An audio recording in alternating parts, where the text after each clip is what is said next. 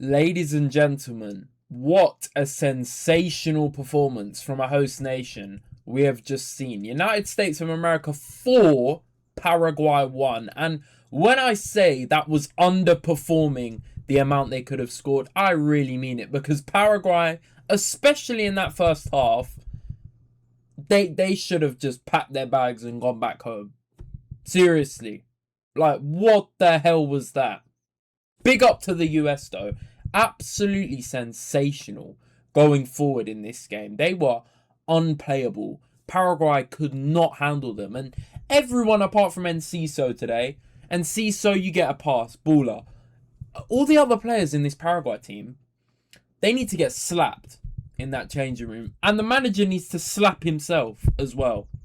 What the hell was he thinking? But let's get into this match review. If you guys are new, make sure you hit the subscribe button, hit the like button, and always comment down below your thoughts. We're doing consistent World Cup content over here, regardless of the time zone difference. But, hey man, US, I wasn't familiar with your game. Now, granted, this is definitely the best United States team I've ever seen in my life. Compared to 4 years ago, it is elevated. They've got Pulisic, one of the best players, if not the best player in Italy.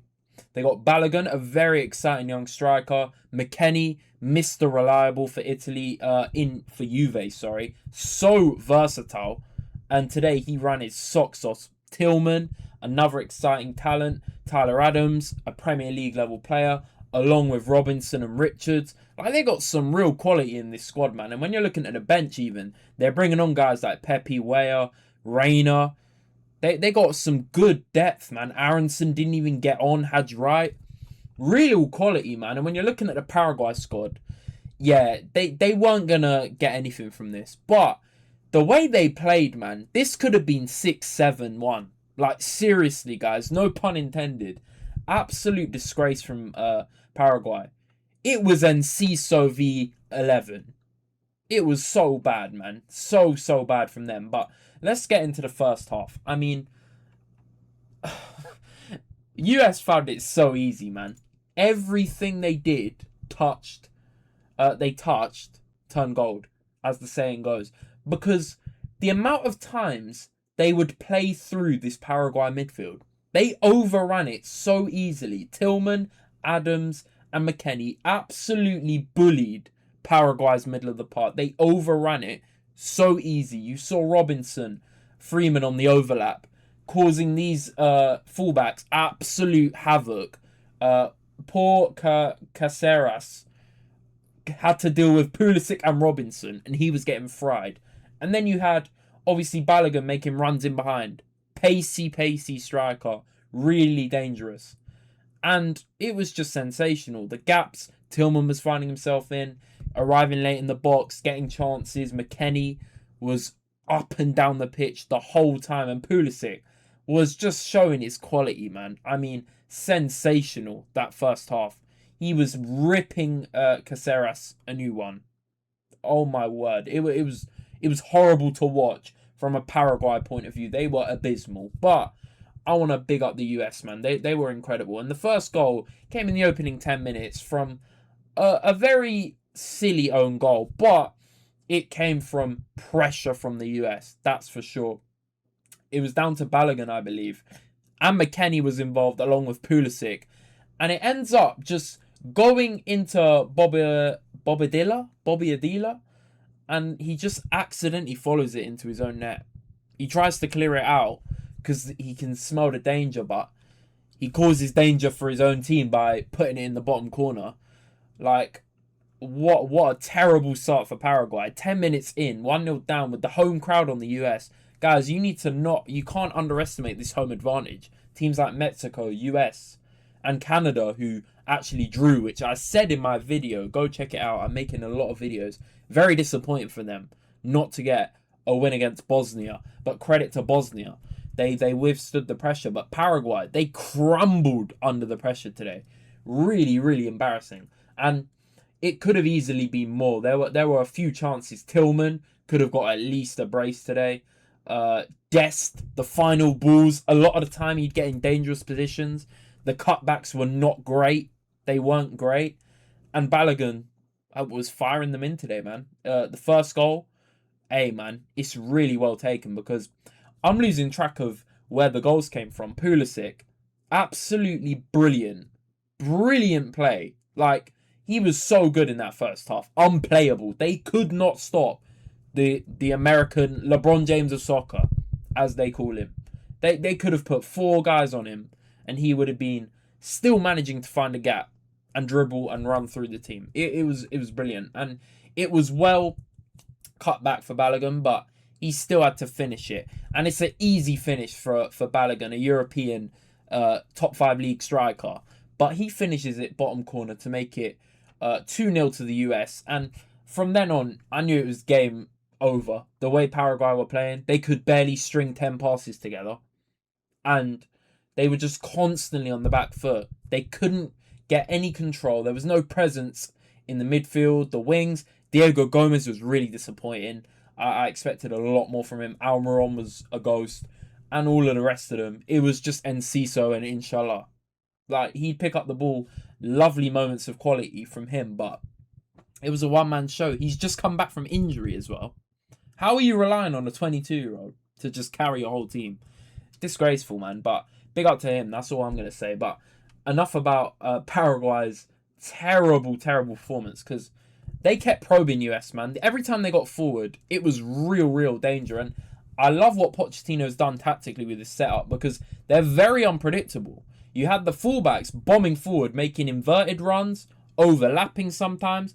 It was so unpredictable. Pulisic really just doing what he does best. Just bits of quality on the ball. Like, the way he controls the ball, his dribbling, it's sensational. Tillman was finding gaps everywhere. McKennie was absolutely running the show. Like, he was up and down the pitch. I don't know how he kept his stamina, but this is what he can do. He can play left back, he can play striker, he can play in the 10. He can do everything, man. Brilliant. Dest was the only underwhelming player, I think, in the attack because he constantly getting good positions and he just wasted a lot of the time. But that's what I'm saying. It could have easily been 7 goals to the US, but they didn't take their chances. That's the one disheartening thing for them, but they won't care. 4-1 on the first day. The first time they've ever scored 4 in a World Cup game, I believe. Brilliant, man. Brilliant way to start the tournament for them. And Balogun got his second goal. What a goal, by the way. Just on the stroke of half time. Tillman, it's well worked, but Balogun does the hard work, man. Top bins. Oh my God, what a finish. What a finish. And I've always had faith in Balogun, man. I said it when we had him at Arsenal. I would have rather kept him over Nketiah at the time. This was years ago. But no shade at Nketiah.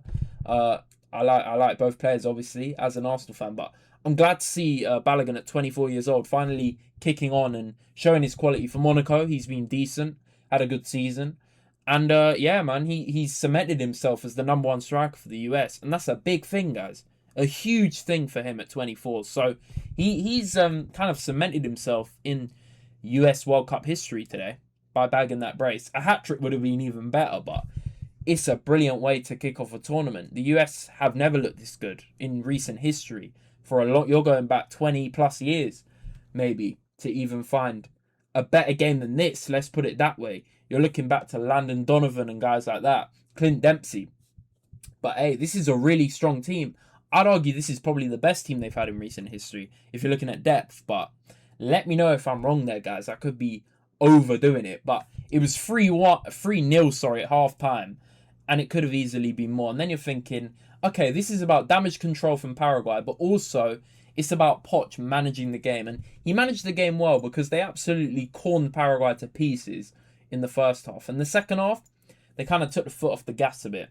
They subbed off players like Pulisic at half-time to save them. Didn't need to waste him. Half-time sub.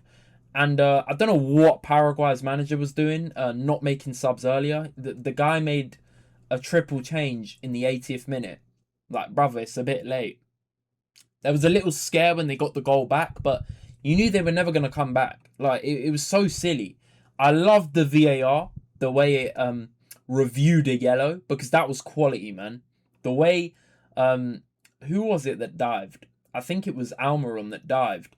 He gave a yellow initially to Tim Ream, and then he rescinded it because he realised Almiron dived. That is quality. They need to do that in the Prem and top 5 leagues. Yes, it would start the game more, but it felt like the refs are letting a lot go this World Cup. They're not giving silly little fouls for little dives or barely a little bit of contact. It's not enough to go over. And I love that, because as an Arsenal fan and as a Prem fan, you see it far too often. Stop-start all the time. So, fair play, man. Fair play to the ref. It let the game flow on. And they took the foot off the gas second half. Paraguay got a bit of momentum going, but it was far too late, man. Far too late. And yes, they got the goal back. It was a good goal. And Ciso, the magic man for them, got the assist. But apart from that, he'd pick up the ball sometimes, and he'd literally have no options. So all he'd do was run at the defence and skim past a few players. Like, he's the only one that look like a real threat at all. But, hey, man, US, the final nail in the coffin was the final kick of the game from Reina. Freeman got the assist, but it's a great finish from Reina. Outside the boot, I believe. What a goal, man. From a player that had a lot of potential and has had a lot of problems off the pitch, attitude issues and stuff. But if you guys remember, this is the future stars at Dortmund. Him, Bellingham, Haaland, Sancho, part of that team. So good to see him finally showing something on the big stage now. But hey, man, 4-1, not too shabby. Not too shabby.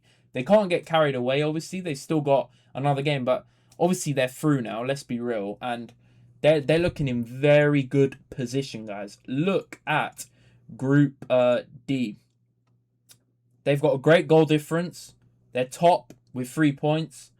And it's up to Turkey, who I said would finish top in front of the US in second, to obviously get the result against Australia. But let me know what you guys think of this group and all the other games so far, because I've made videos. Go check them out on all the other games pretty much so far that have happened. We've got some sensational games later today. Brazil-Morocco is the one I'm looking at. I can't wait. I've made a lot of shorts, TikTok, Instagram. I've been tweeting on X as well. If you guys want to check out my socials, they're in the link in the description, because I've covered my predictions basically, and on my full video on YouTube, of course. But I've basically given my thoughts on every group. And this was one, not really surprising that the US did this, but very good performance nonetheless. If you guys enjoyed, hit the like, subscribe if you're new. It's been Jay Zeno's Ball, and I'm out. Peace out, guys. Take care.